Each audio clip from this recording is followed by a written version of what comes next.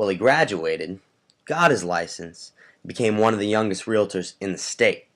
He's mature and detail-oriented, but sometimes clients still have questions about his age.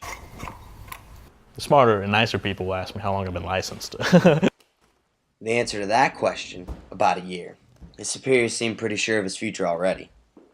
I have no doubt that by the time Colin is in his 22, 23, 24 years old, he'll be one of the top agents in the country. Charles Hinton appeared before the Baton Rouge Metro Council trying to defend both his job and his integrity.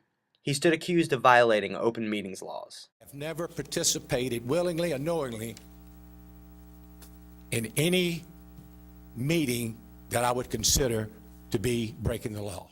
However, if you ask him, he'll tell you that couldn't be further from the real reason he was there. We started getting pushback when we started asking about credit card business. We're out here in front of one of the most recognizable tailgates on LSU campus, and this beloved Bengal RV looks like it might be in need of a facelift. Well, Derek, I noticed since I stepped up my bow tie game, you couldn't really hang. It's unfortunate. More importantly, how are you guys doing? Smell it out there this morning? October. Long and grueling regular season is over, and playoff baseball is finally here. For this week's Back It Up, we're going to give you our World Series picks, and that's right, back it up. Tons of surprises around the league. Only 2 of 6 teams from Hinton, along with fellow ex-board member William Riley, contend that they were removed because they started delving into what they believed was a misappropriation of state funds. Phyllis Sims and Lois Arlene Norwood allegedly abused their position as bookkeeper and office manager to steal thousands in company money. Here's the credit card.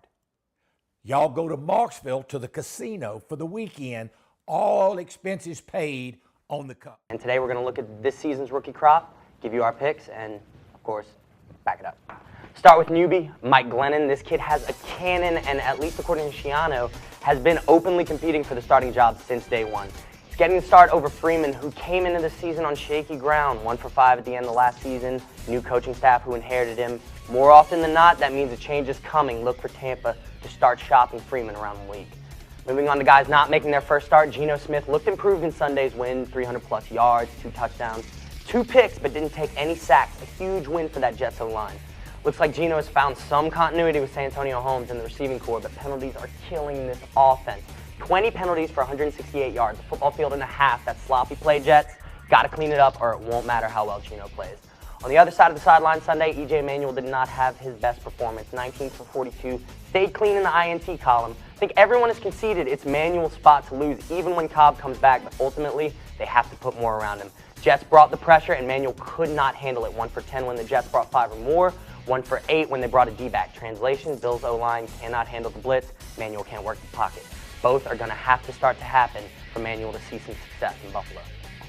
Now, all that being said, Seth, out of those quarterbacks, or those 3 quarterbacks, who's going to have not only the best rest of the season, but career? Even though it doesn't look like it right now, I think E.J. Manuel, his problem right now, his play is being dictated by that Bills O-line. He's scrambling around. I think once they give him a pocket to work with, he can really drive the ball down the field. I like this kid's arm. He can have a future in the end. It's going to be great.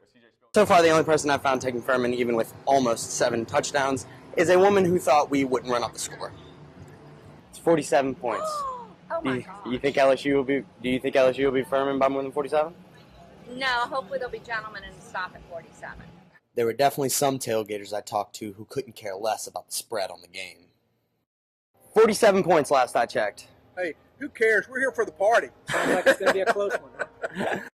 There was others I talked to who just broke into impromptu musical performances.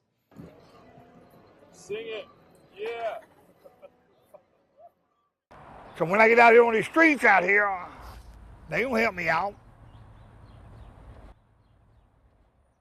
Clyde Leon Fox, a cowboy around these parts. 40 years ago, he was drafted and sent to roam the jungles of Vietnam. Now, he roams up and down Bennington Street in Baton. But there may be some musicians you miss, the street performers playing on the corner for anyone who will listen. Street performers are certainly no strange sight at Louisiana festivals. In fact, buskers, as they're also called, can be found on almost every street corner in New Orleans during the Mardi Gras festivities. The word busker comes from the Spanish verb to seek, as in musicians seeking fortune and fame. I see a lot of autographs around here. Could you tell me a little bit about that? Whenever I see somebody really important, we grab them off the thing. I said, oh, you got to come in and sign our Wall of Fame. And people are just amazed by it, and they feel honored. We have Nick Saban, who signed it. No Mercy, Nick Saban. And we got Skip Burtman, our former baseball coach and athletic director. Mark Emmerich, who's now in charge of the NCAA. So, and then Paul Maneri, our baseball coach, has signed it. Lolo Jones, David Toms. Our Lady of the Lake and LSU have teamed up to open a walk-in clinic just down the road from the closed hospital in an attempt to provide care for an ever-growing patient pool. A pool that Representative John Bell Edwards says will only keep growing. Every hospital administrator that I talk to, they'll quietly say, John Bell, we've got to have that expansion. We may not have to have it this year or next year, but sometime in the next 3 years, we've got to have it or we won't be able to keep our doors. Just a few miles removed from campus, you find roads rife with crime. And unfortunately, with incidents like the one that occurred at McKinley High School a few weeks ago, it seems to be moving from the streets to our schools. It was here in front of McKinley High School where 2 students were shot at on March 8th. Police say the gun failed to fire, giving one of the students an opportunity to flee toward the school. The perpetrator then attacked the other student with the butt of the gun. Now, even though school officials say that the students weren't badly injured, other McKinley High students are wondering if a couple of gates and some signs are enough to keep them safe. Yeah, there was this one time where this girl brought a gun to school to shoot her boyfriend's new girlfriend. High school students aren't the only ones who were worried. LSU student David Frump lives less than a mile from McKinley and worries that news like this seems to be getting more and more common. It's hard to know that, this is where I live, this is where I sleep, and, I do have a dog to take care of, plus myself and my roommates. We don't want to have to deal with something like that coming down into our streets, having to deal with that, and even, going to LSU, if it spreads there, then that's a big problem for, everybody in the area. And come and join us. Thanks so much for that, Coach. Thanks so much for the interview, too. And we'll be right back. We'll get you caught up on all your college scores from around the nation right after we pay some bills. What would you say to somebody who did say, why don't you just go and buy a new motorhome, more modern motorhome?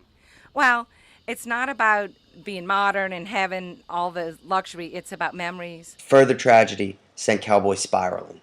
But my wife died. And I could not face reality no more. I just could not face reality no more. Most 18-year-olds are just getting out of class, yet to decide on a career path. The crisis in Colin Bain's childhood forced him to plan on providing as quickly as possible. My father owned a mortgage brokerage, and he was one of the people that was directly affected by the mortgage crisis. And that really kind of motivated me to get a game plan going as fast as I could. When I found out that you only had to be 18 to get your real estate license, I jumped all over it. Now, like Derek said, every year Ole Miss and LSU play in the Magnolia Bowl. It's only been called that for about 5 years now, but the teams have met almost every year since 1894. Tigers are marching into the Grove for the primetime game Saturday night, but the Rebs made a similar march into Death Valley Halloween night in 1959, not knowing they'd leave as part of Louisiana sports lore forever. Neither the first-ranked Tigers nor the third-ranked Rebels had given up a touchdown in the first 7 games of the 1959 season. Ole Miss managed a field goal in the first quarter, but the defenses were so stifling, the score remained 3-0 well into the fourth. It seemed neither team was going to put 6 on the board this Halloween, but Billy Cannon had one more trick up his sleeve for Ole Miss, and one more treat for Tiger fans everywhere. Billy Cannon watches it bounce. He takes it on his own 11. He comes back upfield to the 15, stumbles momentarily. He's at the 20,